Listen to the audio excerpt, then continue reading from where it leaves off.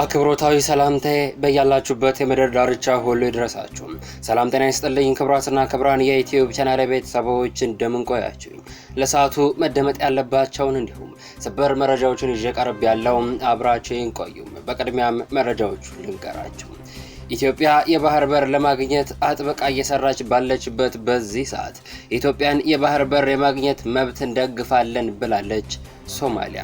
በሌላ በኩል የአባይ ግድብ መጠናቀቅ አስመልክቶ ከግድቡ ወደ ወደቡ የሚሉ መፈክሮች በየቦታው እየታዩ ነው።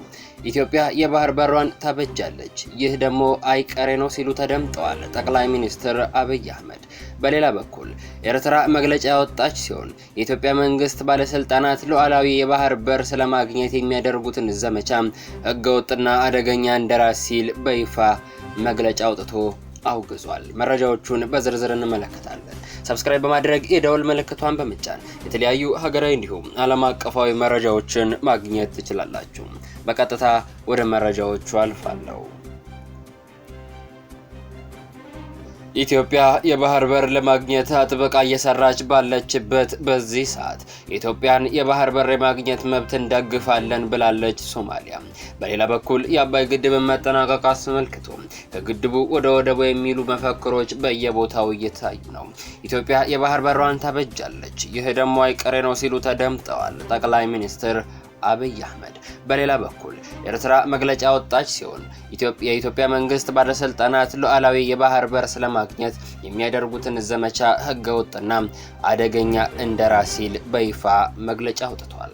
ኢትዮጵያ በዲፕሎማሲያዊ መንገድ የባህር በር የማግኘት መብቷን እንደግፋለን ሲሉ የሶማሊያው ፕሬዝዳንት ሐሰን ሼህ መሐመድ ተናግረዋል። የሶማሊያው ፕሬዝዳንት ሐሰን ሼህ መሐመድ ከአልአረቢያ ቲቪ ጋር ባደረጉት ቃለ ምልልስ ኢትዮጵያ በሰላማዊና በዲፕሎማሲያዊ መንገድ የባህር በር መውጫ የመፈለግ መብቷን እንደግፋለን ብለዋል። ፕሬዝዳንቱ አክለው የኢትዮጵያ የባህር በር ፍላጎት በዓለም አቀፍ ህግ ማዕቀፍ ውስጥ አዲስ አይደለም፣ ማንኛውም ሀገር ዓለም አቀፍ ህጎችንና አህጉራዊ ስምምነቶችን እስካከበረ ድረስ ጥቅሙን ለማስጠበቅ ሊጠቀምባቸው የሚችላቸው እውቅና ያላቸው ዘዴዎችና አካሄዶች አሉ ብለዋል። ሶማሊያ በእነዚህ ህጋዊ መንገዶች በሰላማዊና ዲፕሎማሲያዊ መንገድ ከተከተለች ኢትዮጵያ ይህንን ለማሳካት እንደምትችል ተስፋ አለን፣ ሐሳቡንም እንደግፋለን ብለዋል። ፕሬዝዳንቱ የሶማሊያ አቋም ጽኑና ግልጽ ነው ሲሉም አብራርተዋል። በቀይ ባህር አዋሳኝ ሀገሮች የጸጥታና የኢኮኖሚ ፍላጎት ያላቸው ሀገሮች መረጋጋትን በሚያመጡና ሁሉንም የሚያገለግሉ የጋራ መግባባቶች እንዲፈጠሩ በውይይት በመግባባትና ትብብር እንዲያደርጉ ጠይቀዋል። አለመግባባቶች የሚፈቱት በውይይት በመደራደርና መግባባት በመከተል ነው።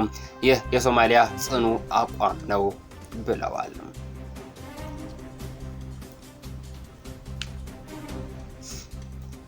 ይህ በእንዲህ እንዳለ ኢትዮጵያ የባህር በሯን ታበጃለች፣ ይህ ደግሞ አይቀሬ ነው ሲሉ ጠቅላይ ሚኒስትር አብይ አህመድ ተናገሩ።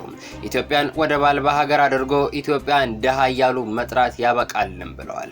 ጦርነትና ግጭት አንፈልግም፣ ለዚህ ነው 5 ዓመት ሙሉ ስንለማመጥ የቆየ ነው ሲሉ ተደምጠዋል። ኢትዮጵያ በዓለም ሕግ መሰረት በዲፕሎማሲያዊ መንገድ የወደብ ባለቤት እንድትሆን እህት ወንድሞቻችን ሳይረፍድ በአስቸኳይ የራሳቸው ለድርድር ዝግጁ እንዲያደርጉ በጥብቅ አሳስበዋል። ኢትዮጵያ ለዘላለም የጂኦግራፊክ እስረኛ ሆና ትኖራለች ብሎ የሚያስብ ኢትዮጵያዊ ካለም እሱ የሞተ ነው ሲሉ ጠቅላይ ሚኒስትሩ ተደምጠዋል። በሌላ በኩል የአባይ ግድብ መጠናቀቅ አስመልክቶ ሰሞኑን በተለያዩ የሀገሪቱ ክፍል በተደረጉ ሰልፎች ላይ ከግድቡ ወደ ወደቡ የሚሉ መፈክሮች በስፋት ታይተዋል። ከግድቡ ወደ ወደቡ ትልቅ አጀንዳም ሆኗል።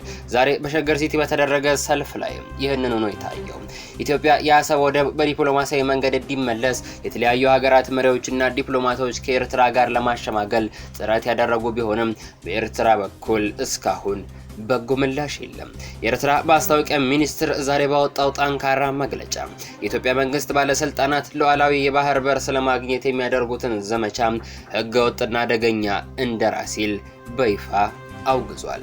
እንደራ ማለት በትግርኛ በደንብ ያልታሰበበትና በስሜት የሚደረግ እንቅስቃሴ ወይም ውጤቱ የማያምርና ለከንቱ ልፋት የሚደረግ ጉዞ እንደማለትም ነው። ይህ የኤርትራ መንግስት የዛሬ ትንታኔ መግለጫ በሁለቱ የቀድሞ አጋር ሀገራት መካከል ያለው ግንኙነት እንደገና ውጥረት ውስጥ መግባቱን አሳይቷል። በተያያዘ ዜና ጠቅላይ ሚኒስትር አብይ አህመድ ከአሰብ ወደብ ጥያቄ ጋር ተያይዞ ከኤርትራ ጋር ያለው ግንኙነት መሻከሩን ተከትሎ በባለፈው ሳምንት ከፍተኛ ወታደራዊ መሪዎችን ሰብስበው አዲስ ኮማንድ ፖስት ማቋቋማቸውን አፍሪካን ኢንተለጀንስ አስነብቧል። ኤርትራ ከሰሞኑ ከሱዳኑ ወታደራዊ መሪ አልቡርሃን ጋር በመተባበር በድንበር አካባቢ በጋራ ወታደራዊ ስልጠና እየወሰዱ መሆኑን ምንጮች አረጋግጠዋል። የኢትዮጵያ ፍላጎት የአሰብ ወደብ በዲፕሎማሲያዊ መንገድ እንዲመለስ ብዙ ጥረት ያደረገች ቢሆንም ኤርትራ ለድርድር ፈቃደኛ አልሆነችም። ክቡራን አድማጮች ለሰዓቱ በታዳምጡት ያልኩት መረጃ ይህንን ይመስላል። ከጥቂት ሰዓታት በኋላ በሌሎች አዳዲስ መረጃዎች ተመልሰን እስክንገናኝ በያላችሁበት የምድር ዳርቻ ሁሉ ያማረና የተዋበ ጊዜ እንዲሆንላችሁ ተመኘው።